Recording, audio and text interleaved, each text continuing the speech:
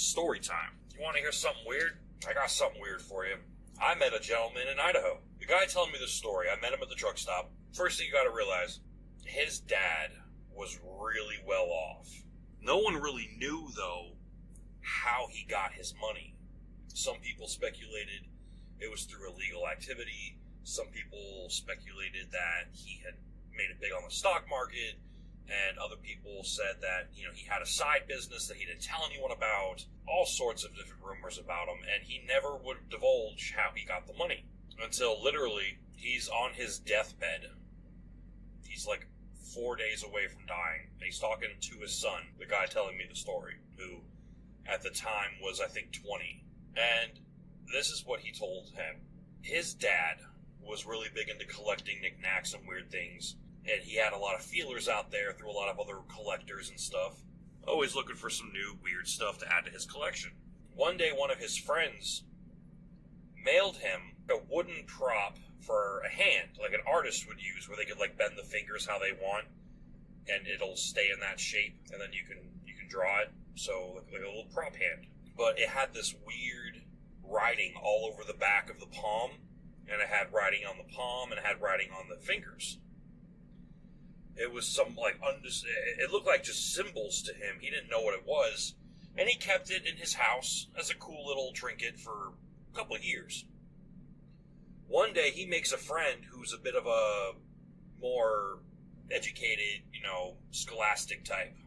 More into languages, history, very academic. And he invites him over one day, and his academic friend is looking through all the different knickknacks he's collected. He's loving the collection. And then he comes across the hand, and he's just staring at the hand for a long time, until finally this guy comes up. He's like, well, it's cool, right? What do you think of it? He's like, do you realize what you have? He's like, yeah, it's a little hand prop thing. He's like, no. Do you realize what that language is in the back and the front of it? He's like, I always thought it was just symbols. I thought it was just artistic. He's like, no, that's Sanskrit, one of the oldest languages known to humankind. And it's etched into this wooden hand. And he's like, that makes no sense. This hand is relatively modern. It looks like you could have got it from Michael's or a craft store down the street. He's like, whoever made this knows Sanskrit. And they know it well. Because again, this guy was real big into dead languages and stuff. He loved Latin, and Latin's not really a dead language, but he loved ancient Aramaic and ancient Hebrew and Latin and Sanskrit and all these ancient languages. He loved that stuff. And I guess he recognized that, he couldn't read it, but he recognized the symbolisms of it as Sanskrit.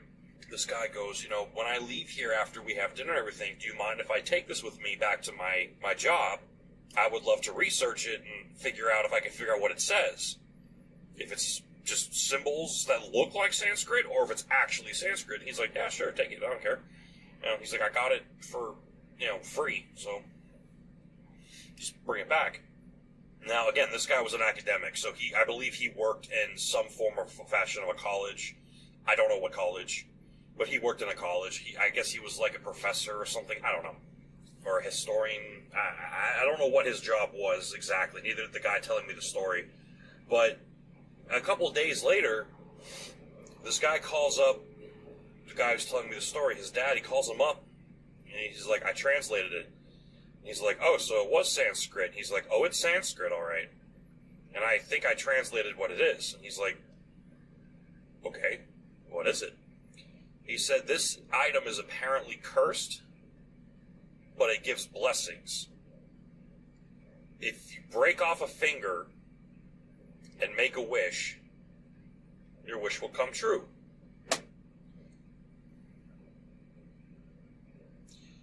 But if you use up all the wishes, there's a penalty for it. There's a fee.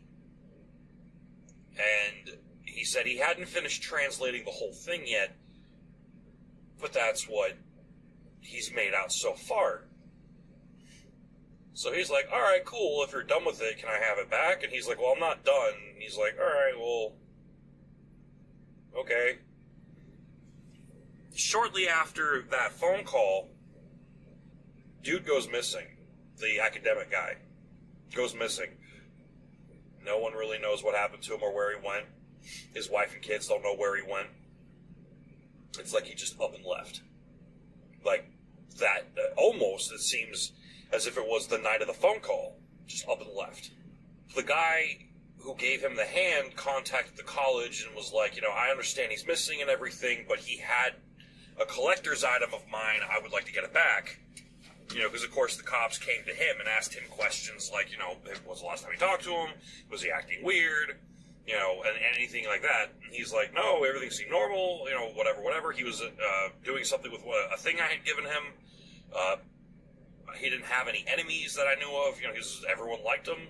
So he goes back to the college to get his hand thing back. And while he's in his friend's office, this is like a while later, because the college contacted him, and they were like, this was like weeks later, and they were like, hey, we're packing up all of his stuff. We know he has something of yours. Do you want to come get it? So he goes to go get it. The guy's been missing for weeks now at this point, and he can't find the hand. He's looking through everything. He can't find it. So he's a bit upset, but he's like, why would he leave and just take that? Not notify his family, this is weird. Well, about 6 months later, he gets a package on his doorstep, and it's the hand with a note written by his friend. And he's reading the note, and the note basically tells him, this hand, if you break off a finger and make a wish, your wish will come true, but at the cost of something. There are rules to the hand. If you try to trick the hand, it will get its vengeance on you. If you use the wishes too quickly in succession, they will work, but there will be a bigger price to pay. And I think there was one other one which was like, I forgot what he said the final one was. I think it was something along the line of like, don't try to destroy the hand, or it will seek vengeance on you. He's like, okay, cryptic, weird, whatever. So, he puts it back on his shelf. His friend is still missing. Years go by, and he meets this girl. He starts to settle down. They get married, whatever. They end up having a son, the guy telling me the story. This is where the story got weird. He got to a point where he was about to lose everything. His job fell through. He lost a bunch of money on the stock market. He was having an affair on the side. He was about to get caught. His whole life was unraveling. He got drunk one night, was looking at the hand, and he, in a drunken stupor, said, fuck it. Why not? Grabs the thing, breaks off a finger, and after he breaks off the finger, he wished for all his financial problems to go away. But he said when he made the wish, in his mind, he didn't just think about his money issues. He also thought about the woman he was having an affair with, and how expensive the divorce was going to be, and how he'd lose even more of what he had if the divorce went through in court. So when he said financial problems, he meant all of them, including the ones that were to come. He passes out, and he wakes up the next day, and he sees the broken finger. He sees the hand, it's still there. And he notices that where he broke off the finger, it looked like there was bone, like where the joint was. Like he had broken the finger off, and it wasn't just wood, like it was bone underneath the wood. Like instead of a joint, it was a joint, but it was a bone joint. It wasn't a metal joint. He didn't think much of it. Apparently, that same day, he calls his stockbroker to tell him, cash me out. I'll take my losses, get my money out of the market, knowing that he's probably going to have to deal with a divorce soon. And that one day, after he broke that finger off, the stock market apparently had something happen to it, a fluke market fluctuation of some sort, and now his stocks and bonds and his all that stuff like quadrupled in the span of a few hours. He just went from being borderline broke to being a millionaire, but in the hundreds of millions. The girl that he was having an affair with apparently died in a car accident before she told the wife. In one fell swoop, both of his current and future money problems disappeared. So he's ecstatic. But he's also a little upset because, his mistress died. That did bother him. But he looks back at the hand and the finger, and he's like, there's no way. There's no way. I just got lucky. And then he got this overwhelming sense of dread as he realized it said that there was also a price to pay, though. So he immediately thinks of his wife and starts to panic. Because his wife, no offense to any of my female viewers, cost him a lot of money. Nice bags, nice car, nails, hair. Not that he had a problem with pampering her or taking care of her, but she cost him money. She was a financial burden to him because she didn't work or anything. And he was terrified, like, I hope this wish, didn't read too far into what I meant by when I said future problems. But here's where the price part came in. At the time, his wife, who had just given birth to their child recently, apparently committed suicide that same day they said it was, postpartum depression. So, this guy woke up with a hangover to find out that he is now ridiculously rich. His mistress is dead, but his wife is also dead. Now he's got this young kid, but he's got all the money he'll ever need to raise him. So all that, after waking up, he starts to really contemplate the hand and the finger and the whole thing. And he decides, you know what? I'm not going to play this thing's game. I think I see where this is going. So despite the rules and the warnings that were given to him by his friend, he puts the hand in a box with the finger, and he goes in the backyard, and he buries it somewhere on the property. Deep. He said he dug it as deep as an actual grave, so at least 6 feet deep, and he buried it.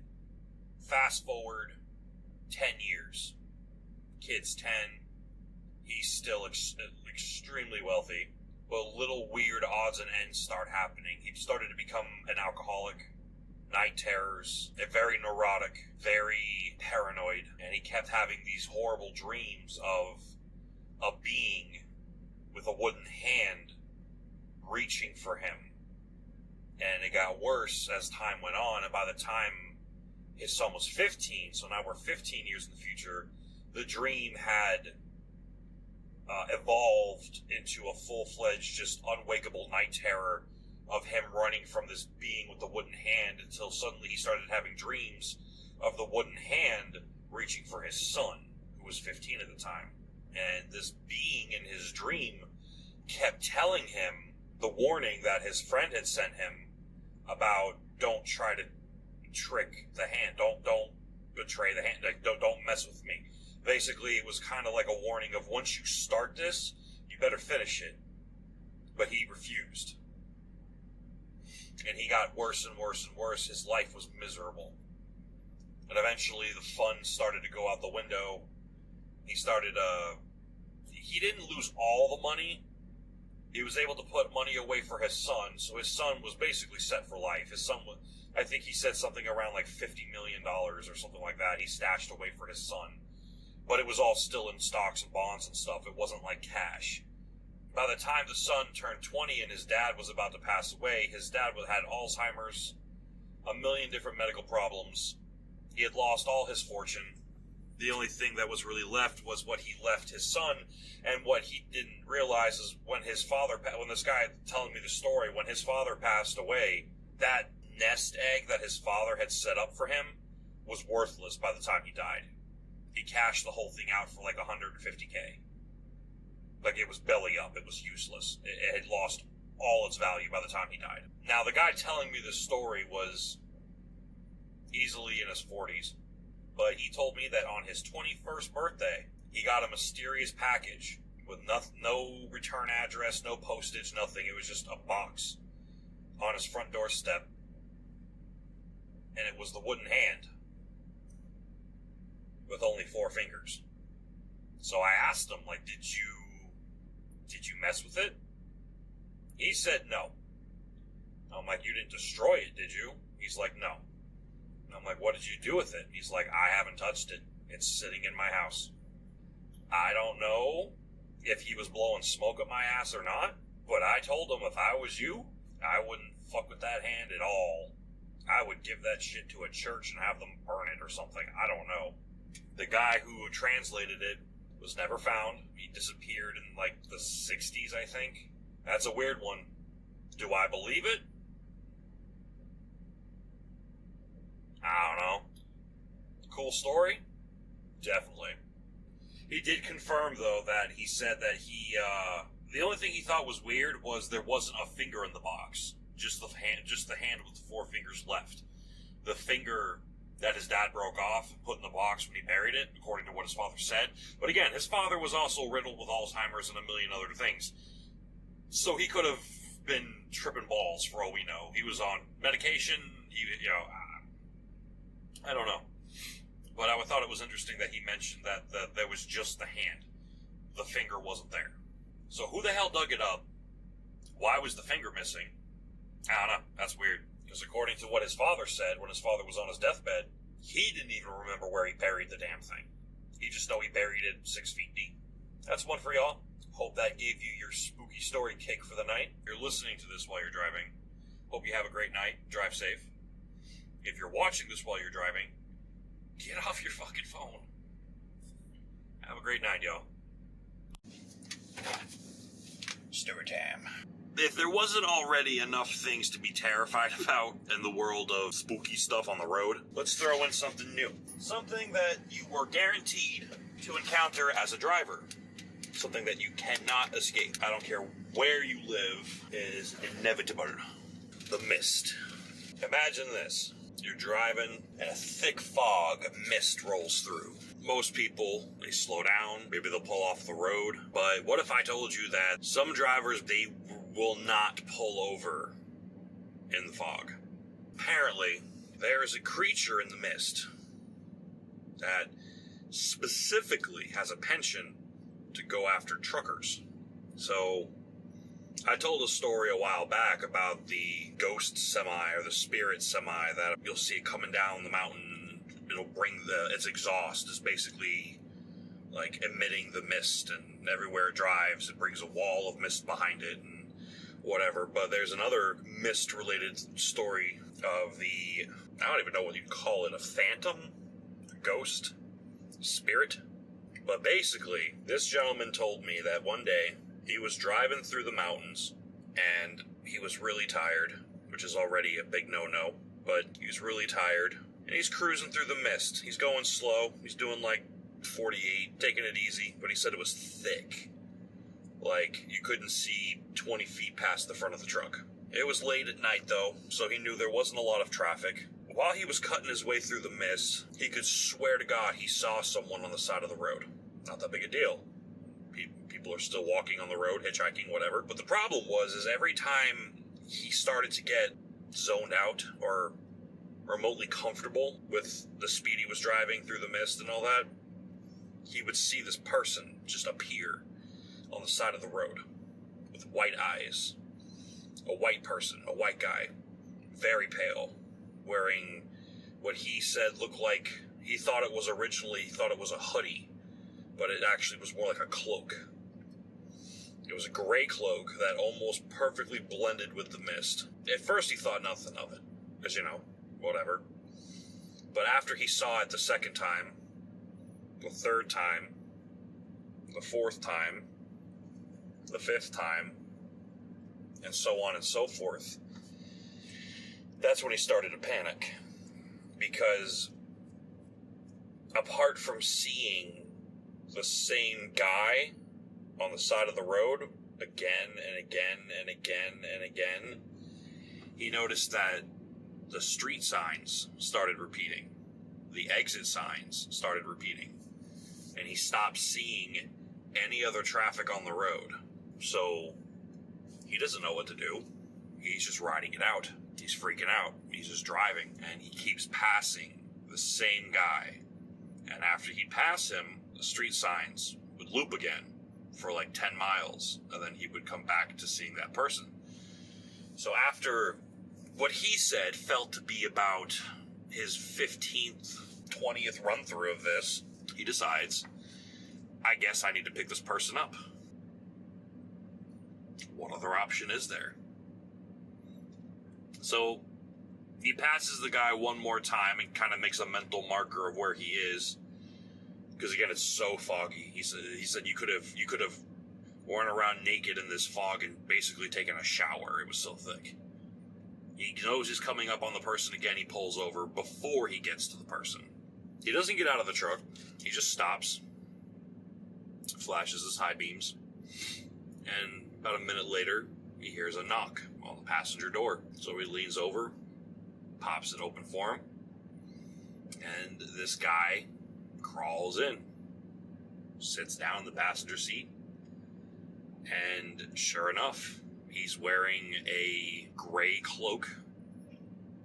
Guy's pale as the moon itself, and he's got white eyes. He's got pupilless, irisless eyes.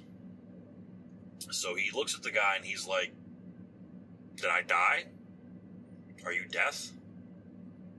Am I looping forever here? Well, what are you? Basically, at this point, just fully accepting that something's off and this person is not normal. So he talks to the guy for about 10 minutes or so, trying to get information out of him, and the guy's not saying a damn thing. He's just kind of staring at him. And occasionally, maybe he'd nod.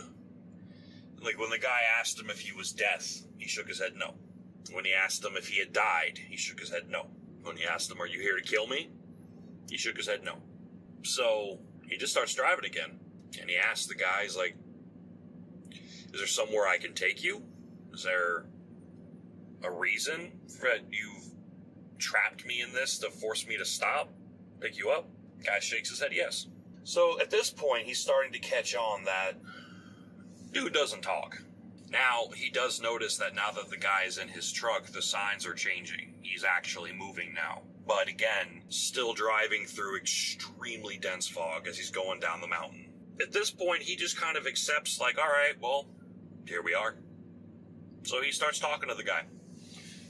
Talking about his wife, talking about his kid, just talking about his life. You know, just talking to him like a normal person. And after about maybe an hour or two of driving, the gentleman points to what looks like an off-ramp. So he pulls down the off-ramp. Turns out he didn't even notice. He wasn't really paying attention.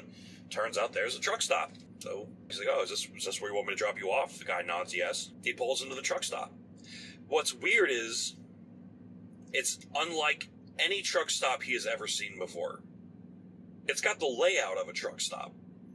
You know, it's got the truck pull in. It's got the fuel line, you know, the fuel island. It's got the rest. Everything looks relatively normal. Except he notices that all the trucks that are parked in the parking spots are out of time. He said he saw trucks that looked like they were 300 years old, which makes no sense. He saw trucks that looked like they were from the future, like even beyond like the Tesla trucks. Like he said he saw a truck that he swears to God was just levitating in place, with not making any noise or anything. It was just floating there.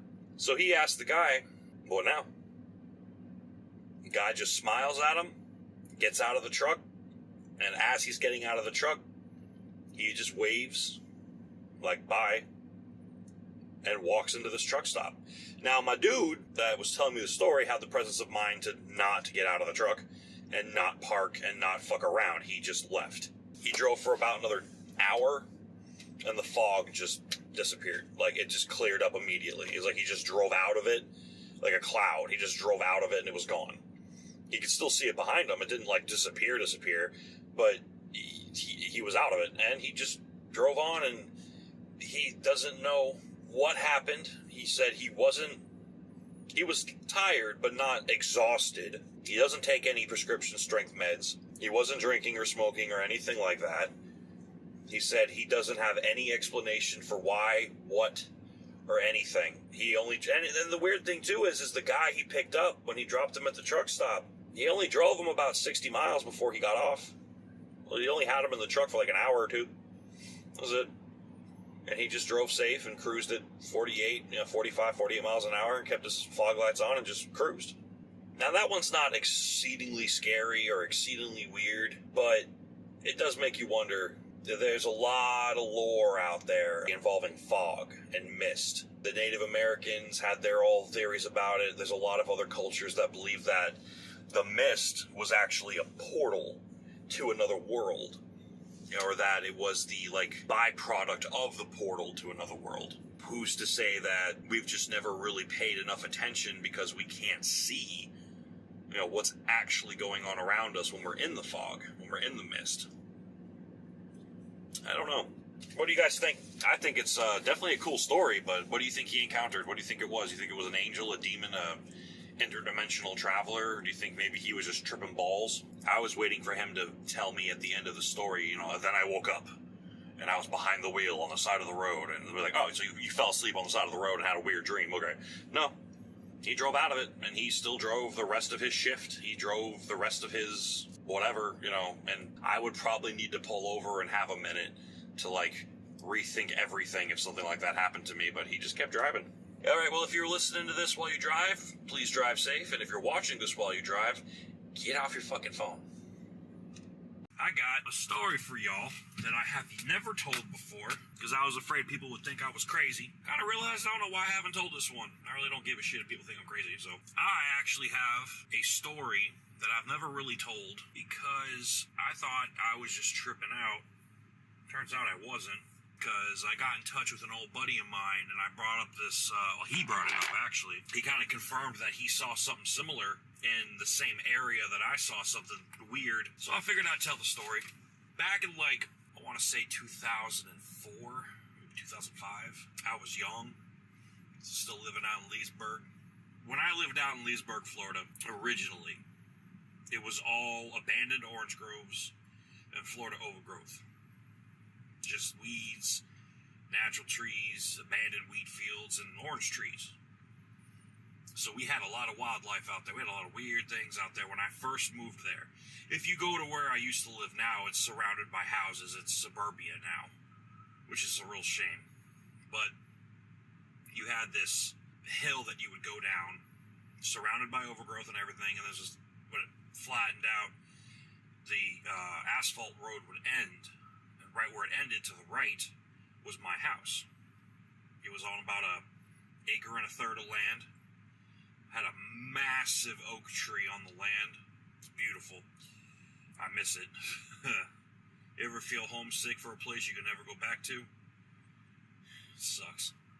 But before it got all developed and everything, it was just open. Nature. We had snakes, turkeys, coyotes, Florida panthers, every bird you could fathom, quail, cardinals, doves, pigeons, crows, everything. Blue jays, whippoorwills. You know you a country boy if you can do the whippoorwill whistle. One day, before they built this, if you look at where I live, there's this really big recreational park. It's got 8 baseball fields, like Little League baseball fields, and 2 soccer fields on it. In the middle is a building for a concession, and there's a building off, here and there for bathrooms and such. So, big complex for sports and recreation. Before that was there, it was just a dirt road that led off into the woods that would eventually get to a swamp. Now, one day I was walking down that dirt road, and I had a friend who had passed away maybe 3 weeks prior to this happening. And me and him used to go out there all the time. We used to just walk around and look at all the abandoned farm equipment and whatever else we'd find. And we just had fun, like we did back in the early 2000s, like kids should be doing. Go outside, get dirty, have fun, run around. We were out there with our pellet guns and BB guns, and we were just fucking around like kids do. He unfortunately had a very bad disability. He could function. He was slower than the rest of us physically. Kid was smart as shit. Smart as a whip, because all he could really do a lot of the time was sit around and read. He's super smart. He had some kind of disability where I guess his heart was too big for his body. Like his heart was growing faster than his body could keep up with. I don't know what it's called, but that's the way he described it to us. And one day he just didn't come out to play. And, we were asking around about him. We figured he was in the hospital again. Or he was just too sick to come out. So we swing by his house and no one was answering until about 4 or 5 days after he passed. We were informed that he had passed away. We were pretty upset about it. He was a good kid. What's terrifying about this story is about 3 weeks after that happened, me and one of my buddies, we were walking around the abandoned orange groves and whatnot, and my buddy said he had to go, so he left. I stayed. I was so used to being out in the sticks, it didn't bother me none. So, I'm out there by myself. It's broad daylight. It's like 11 o'clock in the morning, something like that. I was homeschooled, so I had already finished my coursework, so I was just out there by myself playing. And I saw something off in the woods, right at the border of the orange grove where the swamp was. I walked up on it, being the intrepid hunter that I was with my pellet gun, that could probably kill a dove, but couldn't do much of anything to anything bigger than that. And I'm sifting around, and I see what looks like footprints, like bare footprints of a person, and they're small. And I'm following them, and they're leading to where I saw some movement in the woods. To this day, I don't know if what I saw was just some crazy fucking meth head, or if I saw something that was truly supernatural. I'm watching this thing move around in the overgrowth, and I'm aiming at it, and it starts to freak me out, so I shoot it with my pellet gun, figure maybe I'll scare it off. I shoot it, and I hear, it sounded like a boar, but as the scream went on, it started to fold into what sounded more like a person screaming. When it first started, it was too high-pitched to be a person. And then it kind of tapered off into a more human-sounding scream. So I was fucking terrified. I start backing up. I load another round into my pellet gun. And as I'm backing away, I see something stand up. It looked like a person. Now I'm panicking because I'm like, oh shit, did I just shoot a person? I went from like, oh my god, what is this creature, to, oh shit, I'm in trouble. And it started to walk towards me. But it didn't really walk, it shambled. It was not accustomed to walking on two legs. But it was walking towards me. And I couldn't really figure out what it was. It looked like a person. I couldn't really see anything, though. They were in the shadows. I couldn't really make out any facial features or body type. It was just a humanoid-ish shaped thing walking towards me. I call out, and I'm like, hey, who's there? I'm going to shoot you again if you don't, who are you? And this thing grumbles at me. Like a mixture of a mumble and a snort. And I'm like, excuse me? What? And I hear this thing say, who's there? And the voice was weird, but oddly familiar. And this thing is still walking towards me. I'm still backing up. At this point, I'm about halfway into the orange groves, and this thing's just about to clear and walk out into the sun, out of the overgrowth. And I start to see what looks like a naked kid about my age. I immediately start to feel really uncomfortable because, one, kid's naked. Two, the sounds that I heard coming from this thing were not something that would come from a child. So I'm about to turn and run. Right as I get ready to turn and run, it steps far enough out into the light that I noticed it looked familiar. It was a little bit too big, but it looked like my friend who had passed away. This sent me into a full sprint. I ran out of those orange groves faster than probably I've ever run in my life. I was a fast kid back then, too, because I was doing landscaping with my stepdad, so I was in really good shape.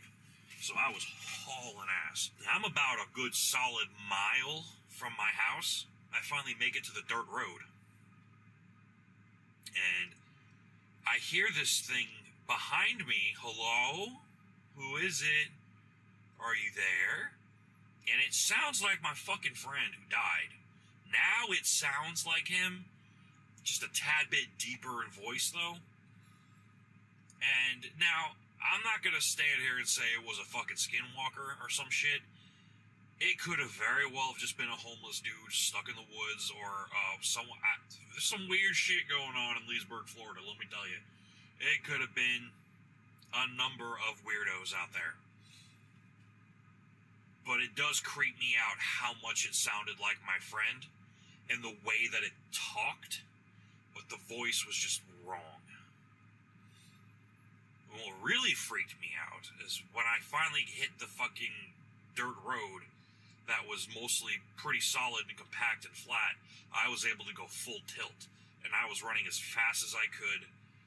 And right as I got off the dirt road back onto the asphalt road, I stopped and looked behind me and leveled the pellet gun just to see if I was being followed. And I just saw this white, naked, humanoid-shaped person standing pretty far away from me, but often near the distance, near the entrance to the orange groves. And it was just staring at me. I'm staring at it, it's staring at me, and it let loose a fucking scream that I will never forget. It was demonic, it was high-pitched. It echoed throughout the entire area. I saw birds flying off in the fields when this thing cut this scream loose, and it fucking went down on all fours. And when I say it started coming towards me, I have never seen anything like that. This thing was moving so fast, it looked like, almost like when you watch a YouTube video and it lags a little bit, and it does that quick little, like, speed up to catch up to everything. Without skipping, though. Like, it's like like someone cranked the speed up to like times 8 real quick, and then it goes back to normal. This thing was coming at me at like times 8 speed. It was moving so fucking fast that the about half a mile I had in between me and it was closing quick. By the time I finally turned around and started to run back to the house, which was now like maybe 300 feet away, I could hear this thing's footsteps behind me. And it wasn't like a run. It was, it was hauling at. And if, the human body's not shaped to run like that. Not if it's really human. Maybe if it was someone who was raised to run on all fours his entire life. But I don't know, what are the odds of that? And this thing is running at me, screaming. I got into the house, and I slammed the glass door shut. I'm freaking out. My stepdad comes up to me, because my mom wasn't there at the time. My stepdad comes up to me, and he's just like, what? I'm like, dude, it's behind me. It's chasing me. It's behind me. And now my stepdad knew this kid, because he was around fairly often, so he knew the kid. My dad looked out the window, and with the strength I have never seen from him, he picked me up by my arm, carried me to my room. He said, do not open this door. He closed my windows. I heard him go into his room. I didn't hear anything outside, but he runs into his room. I hear the front door fly open, and my dad cut loose 5 shells out of his 12 gauge. In succession. Pa, pa, pa, pa, pa. And it was a pump action. So he just he must have been slam firing it. Because it was just 1, 2, 3, 4, 5. It got real quiet. I was fucking damn near about to piss myself, because, I'd never heard a shotgun go off without ear protection before in real life. And again, 2004, I was 13, and oh my god, dude. He came back inside, and from that day forward, I was never allowed to leave the property. ever. It wasn't until everything around us got built up and modernized, and the field got turned into a recreational area, and the field in front of us got turned into houses, and then the field up the street got turned into duplexes. The field behind us got turned into a retention pond, and on the other side of the retention pond was more houses. Then it was free roam. I could ride my bike wherever and do whatever. But up until I was homeless, because I was homeless at 16, up until that point, yeah, I wasn't allowed to go outside past the property lines unless somebody was with me, or he was outside, or my mom was outside, because my stepdad wasn't in my life much longer after that. He had a drug addiction problem and he dipped. But yeah, whatever was after my ass, he must have seen it, or he thought he saw it, or whatever, because he had never fired that gun on property ever. One other time before that, and that was to scare away some coyotes. That was it. He had just bought the shotgun, and we're out in the sticks, so we had some coyotes in the front yard. He went outside, just to scare them off. I think he was just playing with his new toy, but that was the only time. This time he went out there and he was shooting at something, like shooting at something. I was like, holy shit! You would have thought it was a fucking semi-automatic instead of a pump. Later in life, because I was raised under a very strict religious household, so we didn't talk about monsters, goos, goblins. I wasn't even allowed to watch R-rated movies. So I didn't know what the hell I saw. It terrified the hell out of me. It wasn't until later in life when I started watching scary movies and getting into the paranormal and the creepy and having my own experiences with weird shit that, I heard about Skinwalkers and Wendigos and all these other weird things that live out in the brush. And Florida's got quite a bit of stories about stuff like that. Swamp people, tons of stuff. Yeah, that was the time that I am thoroughly convinced that I either encountered a Skinwalker or I encountered a messed out lunatic who just happened to look like my friend. Because again, like I said, he was a little bigger. Like, my friend passed away. He was 12, but he was a little small for a 12-year-old. This thing looked to be about older teens, 16, 17, maybe even 18. I didn't get close enough to it to really gauge its height. For all I know, it could have been 6 foot tall. I don't know. I didn't let it get. It never got close enough to me to really gauge how tall it was. But based on the fact that it was out that far and it still looked decently sized, this thing was as tall as a short adult male. I have never seen anything run like that in my life. The only thing I've ever seen move remotely that fast was I was riding my bike one time and there was a Florida panther coming after my ass. And I could see it running through the brush as it was coming towards me, but I guess it was chasing something else and it got what it was chasing, so it let me go. But I remember just zipping on my bike. I must have been doing 15, 20 miles an hour on my bike, and this thing not only caught up to me real fast, it passed me and scared the shit out of me. But it was like that fast. This thing had to have been moving anywhere between 20, 25 miles an hour. Easily. Through thick Florida overgrowth. Because it wasn't chasing me on the dirt road. It was chasing me, like, at a weird angle. It wasn't, like, if the dirt road was going straight like this, he came from over here and was getting closer, like, he didn't come down to the dirt road and then chase me. He came like that. You know what I mean? And that freaked me out, man. But, so that concludes that story. If you guys are listening to this while you're driving, drive safe. Please hit the like button so I know people are watching. Hit the bell icon so you know when I post. Subscribe if you like. If you don't like the content, fair enough. Leave a comment. Let me know what I can improve on. Have a great night, y'all.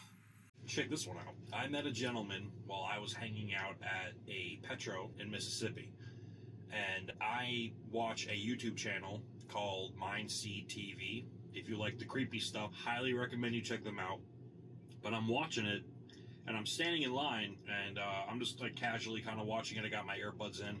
Someone taps me on the shoulder, and it's this older gentleman, long gray beard, and he's like, "Is that Mine Seed TV?" And I was like, "Yeah." I thought I was the only person that watched them. He's like, "Oh no, I like their stuff too. I don't think I've seen that one yet." I'm like, "Yeah, it's a newer one. It wasn't the newest. It was a newer one." He's like, "Yeah, when I'm done driving for the day, I like to watch them sometimes. If they got anything new." I'm like, "Yeah, same, yeah." And he's like, "I used to do that too. The whole paranormal investigation thing." I was like, "Really?"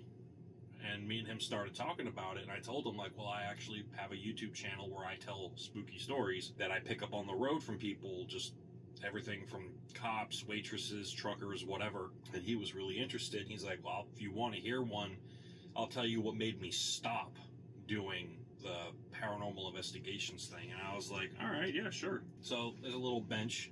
We're sitting outside. We're having I'm smoking a cigarette. He's hitting a vape. When he was younger, now when I say he was younger, we're talking about 1980. He was probably like 10 years old. It was when urban exploring was still not known, really. It wasn't a thing. But him and his friends loved to go and just explore abandoned locations. It was just their thing. The town that he lived in here in Mississippi, there were a lot of abandoned buildings even back then.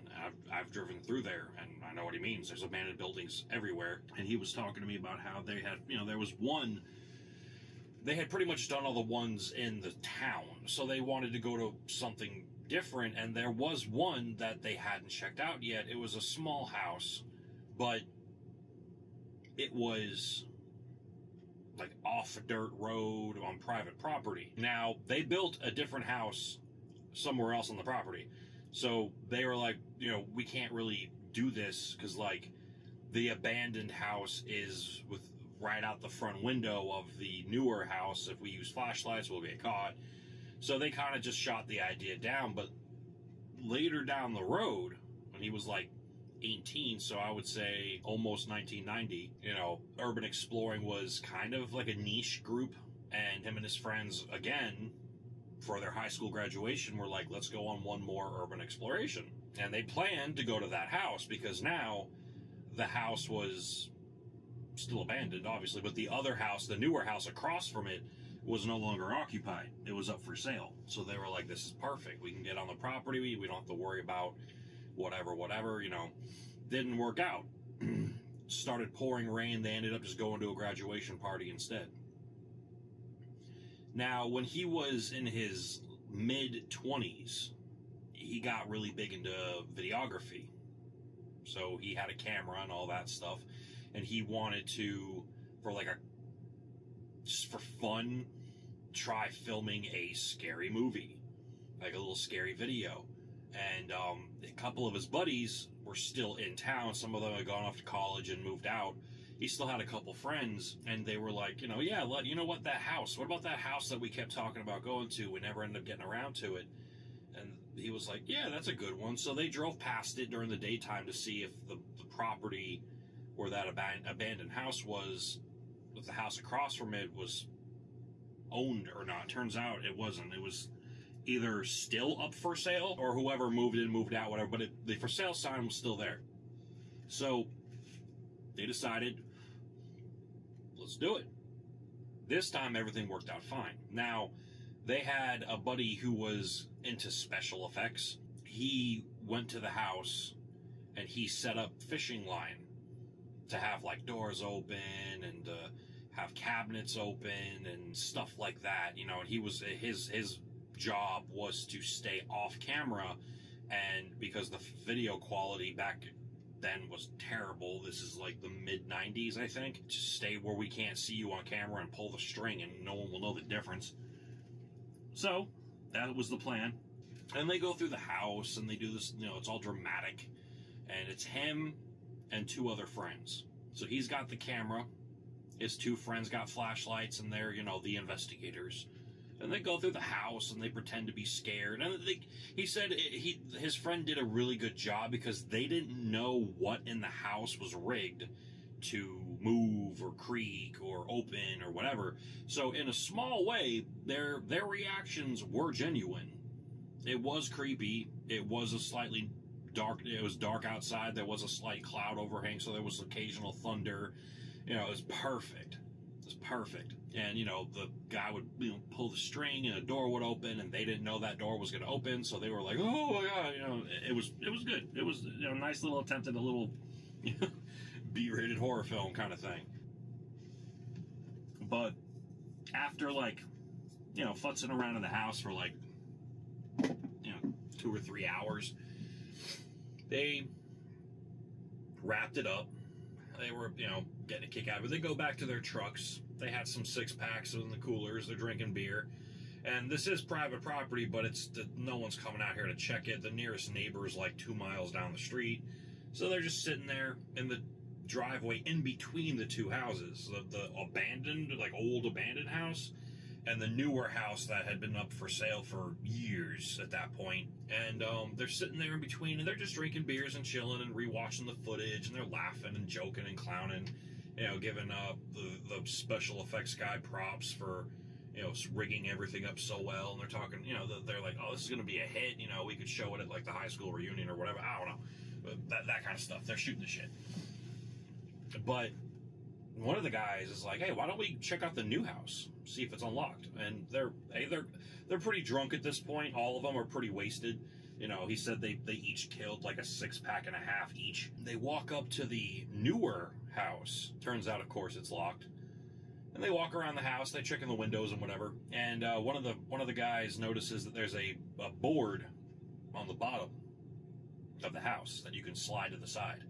I guess it was like one of those house on stilts things. It was like a mobile home. It wasn't a house. It was like a mobile home. And they go under there and they're flashing the light around. And while one of them, again, they're all drunk, one of them crawls in there with his flashlight and he's like, oh, bro, there's spider webs everywhere. This is gross. You know, there's a dead raccoon back here. And, but while he's down there, he turns around to leave. And as he's on his way out, he sees what looks like a fake rock. And he grabs it and he confirms it's a plastic rock. He slides open the bottom and there's a key. So they're like, I wonder if this is the key to the house. So they go to the front and sure enough, it's the key to the house. So committing a basic B&E, they walk into the house and it smells musty. There's carpet, you know, you could tell whoever moved out probably moved out because of the water damage or something, because it had a wet, mildewy smell to the house. Relatively in good condition, but they're walking around and they're like looking at it, and old buddy decides, yeah, I'll pull the camera back out, and they're filming and they're walking around, and there's nothing in the house. There's no furniture or anything. It's completely like there's no stove, there's no fridge, there's no washer dryer. They're completely gutted basically, and that's it. Nothing. So, you know, they just walk around the house. He films for like 5 minutes before they're like, well, this is dumb. And they walk out, they lock the door, and they put the key back and slide the board back, and they go back to finishing their drinks by the truck. Now, days later, he goes back to the camera footage, and he's reviewing the camera footage. I'm assuming he was trying to put it on like a VHS or something. For those of you who don't know what that is, that's what we had before DVDs. So, while he's reviewing the footage, he notices that while they were walking around the old house, he thought he saw somebody outside of the house walk past a window. And at first he didn't think nothing of it. He figured maybe it was his friend trying to finagle back around to get to a different set of strings to pull to make something open or creak or move. But right after he sees that happen, he doesn't react to it in video because he didn't notice it. One of the doors creaks open, and they're all, oh, the door. And he's like, well, wait a minute. If he pulled the string that opened the door, that he couldn't have been outside, because, you know, he just passed the window. Like, how could he have messed with the string in any way? So he chalks it up to, maybe I just didn't, you know, maybe he had the string set up outside. So he calls his friend and he tells him, hey, come on over. And he comes over and he's like, look at this. And he's like, oh, wow, that's really creepy. And he's like, what? And he's like, yeah, the door opening, I opened it nice and slow. It opened really creepy. He's like, no, look at the window. And he sees somebody walk past the window, and he gets really pale in the face, and he gets really, like, weirded out. And he's like, isn't that you? He's like, no, man, when the door opened, I was in one of the guest rooms. I wasn't outside. Not when that door opened. So he's immediately like, So are you saying somebody was outside? He's like, I that's the only logical conclusion I can come to, is somebody was outside. So they keep watching the footage together, and at another point, right as they're about to leave the abandoned house, it looks like you could see someone in the adjacent house, the newer house, walk past a window again, but from the inside. Now, mind you, the house was locked the whole time. They found a key and opened it and locked it, so it was locked. And that really spooked them. So he calls his other two friends. They come over and they watch it. And they're like, yeah, that's really creepy. There's someone walking around out there. We thought the place was abandoned. What the hell's going on? So they drive back to that house, and they're looking around all over the place to see if anyone's still living there, because they're like, did we actually catch a ghost on camera? And I'm listening to him tell me this story, and I'm just like, dude, that's creepy. That you staged it to be fake, and you're futzing around trying to make it spooky, and you actually catch something, like, while you're fucking around. That's interesting. So him and his friends are all freaked out. They didn't find anything, any evidence of anyone living there. The nearest house is miles away, and there's no one there that even matches the description of who they saw walk past the window. And the next closest house is like 5 or 6 miles away. If it was a person, why were they out there? There was no reason to be out there. If it wasn't a person, that's creepy, dude. To be out there just goofing around and actually catch something on camera. But he lost it, because I'm not gonna lie, I asked him, like, do you still have the footage? Like, I would pay to, if you want to send the VHS to a place to get it put on, like, a DVD or turned into a video file, I'd happily pay you for it, and I'll put it on my YouTube channel. He doesn't have it anymore. He moved, and when he moved, he lost it. So they got freaked out enough that they canned the whole idea of ever trying to mess around with that kind of stuff again. His career as a paranormal investigator was very short-lived. But no, it was really cool talking to him. I guess now he works in, like, he's a trucker now, but he wanted to be like a film director so bad. He was like, my dream was to film. And I was like, well, you're a trucker. I mean, it's never too late, right? Like, you get them, if you're a trucker, I'm assuming you've been out here something like 10 years. I'm assuming you've got money. You could probably buy a camera and give it a shot. And he's like, nah, I got kids now and a wife. And yeah. But anyway, that's another one for you. Hope you enjoyed the story. And if you're listening while you're driving, please drive safe. And if you're watching this while you're driving, get off your fucking phone. Have a good night, y'all. He swears at one point, for a brief second, it looked like at least one of the deer were standing on its hind legs, watching him as he drove past. The Native Americans, way back, had a deity, a deer-headed deity, and it was a cannibalistic style god in the shape of a human with a deer's head, basically. There is a disease, and this is where I did my research. They're called spongiform encephalopathies. It's a neurodegenerative disease that's usually caused explicitly through cannibalism. Your boy did a bunch of research on this one. I got a good story for you. I wanted to do a bunch of background research on it first. I want to be a storyteller, but I want to be also an informer, if possible. I got a friend of mine. We met through Prime Incorporated. He's a good buddy of mine. He informed me that recently he had a very strange encounter while he was driving. He was driving down the road. I believe he said it was Mississippi. I could be wrong. He was driving down the road. It was nighttime. He was just getting out of this town area, and he saw like a whole big herd of deer on the side of the road. And he said that he swears at one point that he looked to the right, and for a brief second, it looked like at least one of the deer were standing on its hind legs, watching him as he drove past, which is extremely creepy. In the deep south, Mississippi, Louisiana, Alabama, Georgia, Florida, there's a lot of local legends involving deer. It's actually very common, way back in the day, a lot of Native American tribes worshipped a deer-headed god that looked humanoid. But what a lot of people don't know about this thing is it was a cannibalistic god. See, deer, a lot of people don't know this, deer are herbivores. But that's not specifically true. They prefer vegetation, but they are actually omnivores. They do eat meat. I've seen it. I've seen video of deer eating snakes. Deer will eat their fellow dead in extreme survival situations.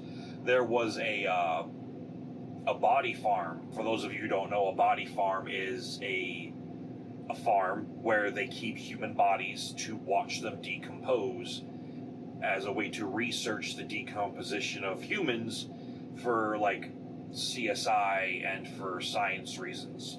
There was a body farm and the bodies kept moving. Bodies move when they die. Involuntary muscle spasms, we blow it up with gases. Once we get infested with bugs, the act of the bugs eating away tissue can cause the body to move and shift. But these bodies were moving far, like beyond death, kind of far. And they started setting up cameras to watch the surrounding area, and it turns out it was deer. They were coming and eating the bodies, and the progress of eating them, pulling them away from where they were found. So deer can be omnivores. Like they will eat meat in extreme situations. They have no problem eating meat. So the Native Americans way back had a deity, a deer-headed deity that they often worshipped, and it was a cannibalistic style god in the shape of a human with a deer's head, basically. And a lot of people wonder if what actually happened is there is a disease. It's kind of rare, not super rare, but it's kind of rare. And this is where I did my research. They're called spongiform encephalopathies, or TSEs. It's a neurodegenerative disease that's usually caused explicitly through cannibalism. This is also a disease that is in humans, cows, pretty much anything that lives organically on this earth that's a mammal that eats its own. It can get this prion disease, which is a mutation in the proteins, and it is 100% fatal, but it's a neurodegenerative disease. It's basically rapidly incurred Alzheimer's. It goes through the brain and the spine. And while this process is happening, it can cause animals, people to act extremely bizarrely. In some cases, just downright almost paranormal-ish. So it's not uncommon for a deer that has this disease to stand on its hind legs and walk around. The deer might run in circles until its legs break, or it might bang its head up against a tree until it's dead. Like, there's extremely bizarre behaviors this inflicts on nature. For humans, it's basically Alzheimer's, but the speed of it is cranked up to 100. Now, about that being 100% fatal, I do find it interesting. I did find at least one case of an Alzheimer's patient who got this disease, and it actually froze their Alzheimer's. They lived 34 months after being infected, which was way longer than they should have lived, even with normal Alzheimer's at that point. But it seems this disease interacted with the Alzheimer's in a weird way, and actually, it didn't make it better, but it stopped it from getting worse. Now, I'm not trying to say that this prion disease is the cure for Alzheimer's. I just think that's extremely interesting. So it says 100% fatal, but there is at least one known case where it didn't kill someone. But besides all that, there are instances where you could be out in the woods and see a deer stand on its hind legs. maybe even walk towards you, act aggressively towards you instead of being timid and shy like a normal deer would be. Or maybe it would even go after its fellow deer and kill them and eat them. Because, again, not only are they omnivores, but this disease makes them crazy. It's like they call it the zombie deer virus. Now, in humans, it doesn't quite do the same thing, but it definitely is creepy. Now, in the human realm, I looked it up, it's 1 to 2 per million people a year. So it's pretty damn rare. But the only way you can catch it, excluding cannibalism, is to eat meat from, it's basically like mad cow disease. You know what I mean? Same concept. This is also a bovine disease. This is a thing that cows can also get. So, your chances of getting it are literally 1 in a million, but still creepy. Anyway, there's been some footage that I've seen out there, and some stories that I've gotten over the road of deer that stood on their back legs and walked around and this and that, but they were acting far too intelligently. Now, this story wasn't told to me. I read it online. He's never had anything paranormal happen to him before in his entire life. He was out camping with his uncle. Him and his uncle were real big hunters, and they were out there one day hunting deer, and while they were out there, they spotted a deer. You know, they were looking at it through the scope. They're about to take the shot.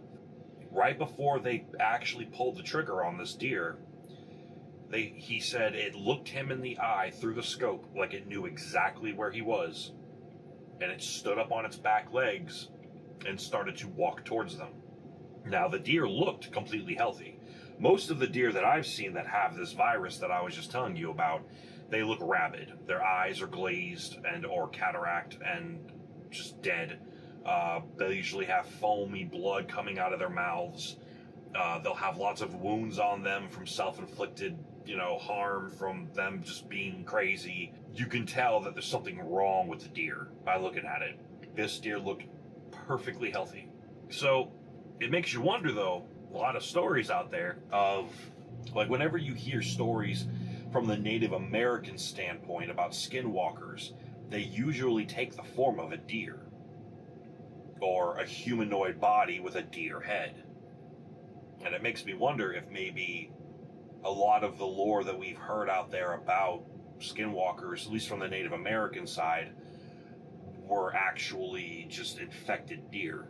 And people eating these deer, they kill it, they eat it, they get infected themselves, they basically go crazy after it. What if that kicked off the start for the Wendigos? Insanely strong people that just were madmen, absolutely insane, that ate their fellow man and would act extremely weird and out of sorts. I don't know. I just thought it was an interesting parallel to draw with what if the Skinwalker legend came from this virus and people getting sick from this virus created the legends of Wendigos. Because if you know the stories of Wendigos, Wendigos are supposedly people that ate other people, cannibalism, and it turned them into some other form of life that has an insatiable hunger for human flesh, but in return, it makes them super fast, super strong, twice the size of a normal person, insanely fast healing abilities, all sorts of... If you look up the Wendigo, you'll get the idea, but I do find it funny that Wendigos also are often portrayed with having antlers, like deer, or elk. Because that's another thing, too. This disease can happen with elk, moose, deer, cows, goats. But, yeah, my buddy was driving down the road, and he said he saw as he was driving past this herd of deer, for a split second, he could swear he saw a deer just stand up and look at him. And that is extremely creepy. I don't care if it's a disease or not. If I was out hunting in the woods and I saw a deer stand on its hind legs and start walking towards me, I'm burning everything I've got. Every round I have in my rifle is going into that deer, even after it hits the ground. No. that I'm burning its body till there's nothing left. Absolutely not. Because there's, what if the disease is a symptom of these creatures? Here's a fun theory for you. What if, let's say, a skinwalker meets another skinwalker and they fight to the death, right? Because that's pretty much the legend, right? The only way to kill a skinwalker is to say its real name, and that it weakens it enough for you to be able to defeat it, or if you set it on fire and basically burn it till there's nothing left. Silver hurts it, but silver doesn't always kill it. Based on all the research I've done, based on the lore, you use silver to pin it to the ground, and then you burn it till there's nothing left. But skinwalkers also are able to kill other skinwalkers. I don't know how. Maybe it's something in their saliva, or I don't know. But what if, let's just say for shits and giggles, right? Let's go off the deep end. A skinwalker kills another skinwalker. The winner leaves. The dead one stays there. And let's say a deer, being an omnivore, ate one, or ate some of it, and it created this disease. Another fun theory that I found on Reddit was, what if this is actually a failed military experiment, and this disease was being used to try to create a zombie virus? Like, we've already heard of the military experimenting with cordyceps and different bugs that we know cause zombieism in their fellow bugs to facilitate breeding and transportation. I'm just saying, I would never put it past the government to weaponize anything you can find a way to kill people with or control them with. So I'm just saying, I wonder if this is maybe an experiment that got out of hand and it leaked out into the real, the rest of the world, and just thankfully it's not really contagious unless you ingest something already infected with it. But anyway, so this guy was hunting with his uncle. Like I said, he looks down the scope, the deer stands up, he puts a round through it, right through the chest, and it stumbles, it falls, it flails around, but it gets back up and keeps walking towards them. I don't know what this disease does to the full extent. I know what it does to the mind, but I can't fathom what it does to the body of a deer, that if you shoot it in the heart, that this deer just gets up and keeps going. Now, I know adrenaline's a hell of a drug. I mean, we've heard stories of soldiers and cops and people that have been confronted by the cops that, get shot 13 times and they still keep fighting and they still keep pushing. I mean, usually drugs are involved, but I mean, I've heard stories about guys that served in World War II and Vietnam where they said they were men missing half of their heads and they would still keep pulling the triggers on their rifles. I met a Vietnam veteran a long time ago. He was one of my first bosses when I worked at the Italian Ice Emporium near my house. He told me a story about a guy who got shot in the eye, and it literally took this whole part of his head off. But the guy kept fighting for almost 20 minutes. He kept fighting. He was listening to orders. He was getting up and moving to the next location. He fought and fought and fought with this horrific wound. And then the second the fighting was over and he had a chance for his adrenaline to calm down, he dropped dead immediately. But I don't know. There's something to me that's above and beyond this disease, these TSEs. There's something beyond that. I'm sorry. If you put a 30-06 round into a deer's heart and it gets back up and keeps walking towards you, that's not natural. I can't blame people for believing in monsters when you see something like that. And I don't doubt what he said, because he's not the only person that's told stories like that. There's stories all over Canada, Washington, Nebraska, all over the U.S. of people who have gone hunting and encountered animals that they would put a bullet in and they would still keep pumping. And that's insane to me. But yeah, just thought I'd make a quick little video about that. I found that interesting. So I gave the rationality for it on a realistic medical standpoint. But I want y'all's opinion. What do you think? Do you think there really are animals out there that are genuinely paranormally infused, maybe possessed, that are something more? Or do you think that this disease is just insane? Because, like I said, apart from this disease, there's also certain very rare breeds of mushroom out there that if you eat it will do the same thing. The fungus will turn you into a zombie, but that usually doesn't work with mammals. It only works with insects, because mammals and humans, I know for humans for sure, but most mammals, our internal temperature is too hot for the fungus to survive. Which is another thing that kind of scares me too, about people joke around about global warming. I personally don't think it's real. I've seen too many photos of beaches and mountains that are 150, 120, 90 years old, and they look no different from modern day, as if things were melting and the ocean levels were rising. There's no evidence of it, at least through photography. There's no evidence of it. But anyway, that's my personal opinion. Don't fight me on it, all right? I'm not saying climate change. I'm not saying that we're not negatively impacting the environment. I'm saying I don't think a world-ending climate change is anywhere in the near future. Do I think that the environment is suffering greatly from human activity? Absolutely. But that's neither here nor there. But yeah, let me know what you guys think.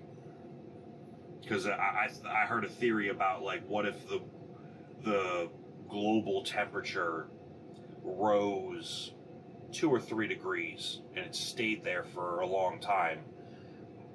Fungi, like these zombie cordyceps, would adapt and be able to withstand hotter temperatures. But that would also mean that if they were ever ingested into humans, either by air, ingestion, getting the fungal spores in your skin or whatever, that they would be able to survive in humans. The average human temperature is 98.6. The average fungi can only handle, I think it's like 95 something. Anything hotter than that and it just dies. So imagine if those mushrooms evolved due to global warming to be able to withstand human levels of temperature, we'd all be seriously fucked. And there would be nothing we could do to stop it. There really would be nothing we could do to stop it at that point, because if it could evolve to withstand the body temperatures, there's no way that the Earth could create enough antifungals to save everyone.